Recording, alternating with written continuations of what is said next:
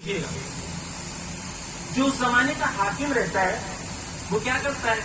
وہ ان کے درمیان وقت کی پراپرٹی جو تھی، وقت کی جو زمینیں تھیں جو رسول اور آل علی کی تھیں، اس کو استعمال کر کے ان میں دو گروہ بنا دیتا ہے اور دونوں کو آپس میں لڑوا دیتا ہے۔ توجہ ہے؟ یعنی ظالم کیا کرتا ہے؟ ظالم ایک پراپرٹی کے ایشو کو بنا کر، ایک زمین اور جائیداد کے ایشو کو بنا کر علوی کو زیدیوں سے لڑوا دیتا ہے۔ دشمن کا کام کیا ہوتا ہے؟ دشمن کا کام ہوتا ہے قوموں میں گروہ بنا کے قوموں کو آپس میں لڑوانا۔ دشمن ہمیشہ یہ کام کرتا ہے۔ دشمن کے لیے سب سے آسان طریقہ قوم کو توڑنے کا کیا ہے؟ قوم کے اندر چھوٹے چھوٹے گروہ بنا دو اور قوم کو ایک دوسرے کے خلاف کھڑا کر دو۔ عزیزان گرامی، میں بھی علی پور سے آ رہا ہوں۔ علی پور کے شیعہ گاؤں میں سادات بستی ہے۔ اس سادات بستی میں پولیس اسٹیشن نہیں، پولیس اسٹیشن نہیں ہے۔ اس گاؤں میں جو فیصلے ہوتے ہیں علماء کی کمیٹی اپروو کرتی ہے۔ آپ کی جائیداد کا جھگڑا ہے، جائیداد کا جھگڑا ہے۔ اب مجھے نہیں پتا یہاں کے بارے میں، مجھے کسی نے بتایا نہیں ہے، لیکن پورے جنرل یو پی میں یہ سب کے یہاں پر یہ پرابلمس ہیں۔ جائیداد کا جھگڑا ہے، یا تو ہم چاہتے ہیں کہ ہمارا حق ہمیں ملے، یا یہ چاہتے ہیں کہ دوسرے کا حق بھی ہم کو مل جائے۔ تو تیسری صورت تو نہیں ہے نا۔ اگر ہم خدا، رسول، آخرت، اہل بیت، امام زمانہ، امام مہدی سب مانتے ہیں تو ہمیں کیا چاہیے؟ ہمیں چاہیے قرآن میں، مولانا قرآن میں کیا حکم دیا ہے بتائیں؟ قرآن نے یہ حکم دیا ہے بیٹے کو 2 حصہ، بیٹی کو 1 حصہ۔ ہم نے تو سب نے بیٹیوں کے حصے کو کھا کے بیٹھے ہیں۔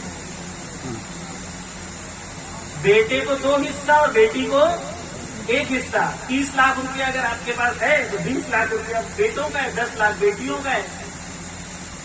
لیکن جب ہمیں اللہ کا حکم ماننا ہو تو یہ ہے نا، اللہ کا حکم۔ جائیداد کا جھگڑا ایسے ختم ہوگا، کیسے؟ انسان اپنی نفس کو تیار کر لے خدا کے حکم کے سامنے تسلیم ہو جانے کے لیے۔ تمہارا دل جانتا ہے کہ تمہارا حق کتنا ہے، جانتا ہے تمہارا دل۔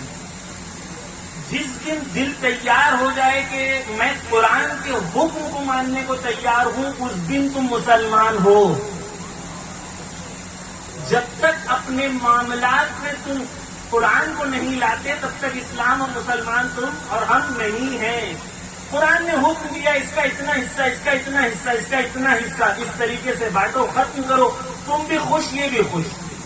لیکن نسل در نسل پراپرٹی کے لیے کورٹ میں لڑتی ہے، 20 سال 25 سال سے کیس چل رہا ہوتا ہے، اللہ کرے کہ یہاں نہ ہو۔ 20-25 سال سے کورٹ میں کیس چل رہے ہوتے ہیں۔ خدا نے قرآن میں حکم دیا ہے کہ ان لوگوں سے اپنا فیصلہ نہ کرواؤ جو خدا اور رسول کو نہیں مانتے۔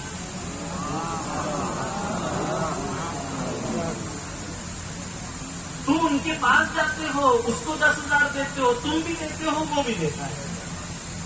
دونوں حلال کی کمائی ہوئی کی پیسے کو اس کے پاس دے رہے ہیں اور وہ دونوں سے پیسہ لے کے خوش ہو رہا ہے۔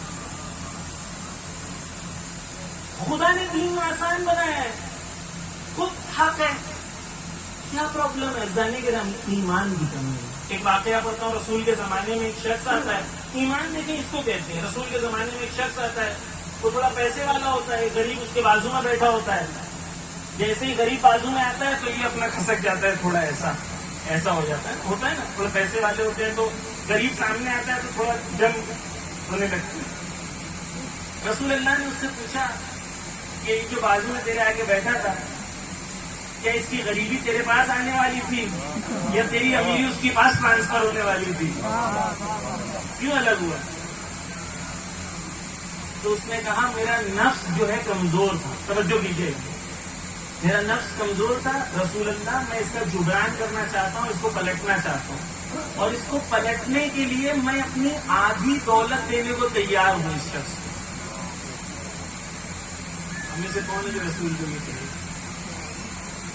ایمان ہے نا، ایمان. جھگڑے یوں ختم ہوں گے تب جب ایمان جاگ جائے گا. جھگڑا اور ایمان ساتھ میں نہیں ہوگا. ایمان اگر ہے اللہ کے حکم کو مان لو. اگر تمہارا تھوڑا حق ادھر چلا بھی گیا ٹھیک ہے نا، روز قیامت تو ہے نا، وہ تو نہیں ختم ہوگی نا، وہ تو ہے نا. اور خدا جو ہے وہ کبھی ادھار نہیں رکھتا. جو گیا ہے وہ بڑے ریٹرنز میں لوٹا بھی دے گا اگر خلوص ہے نیت میں، ہے نا. سنیں، وہ غریب کو کہتے ہیں کہ تم راضی ہو لینے کے لیے. غریب کہتا مجھے نہیں چاہیے. غریب کہتا مجھے نہیں چاہیے. کہتے کیوں نہیں چاہیے؟ کہتا اس لیے نہیں چاہیے کہ یہ پیسہ آنے کی بات کہیں میں ایسے مغرور نہ ہو جاؤں.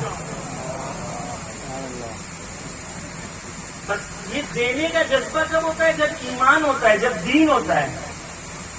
تو دشمن کیا چاہتا ہے؟ دشمن عزیزان گرامی، آپ سب امام حسین کے فرش آزاد. ایک میں آپ سے چھوٹی سی درخواست کرتا ہوں، میں نہیں امام حسین آپ سے درخواست کرتا ہوں.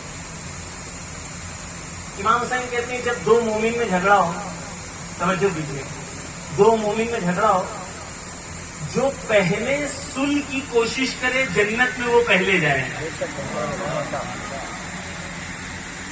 اب آپ میں سے کون پہلے جنت جانا چاہتا ہے وہ خود آپ ڈیسائیڈ کریں. ایک فرش عزا پہ بیٹھے ہیں، ایک حسین کا ماتم کر رہے ہیں.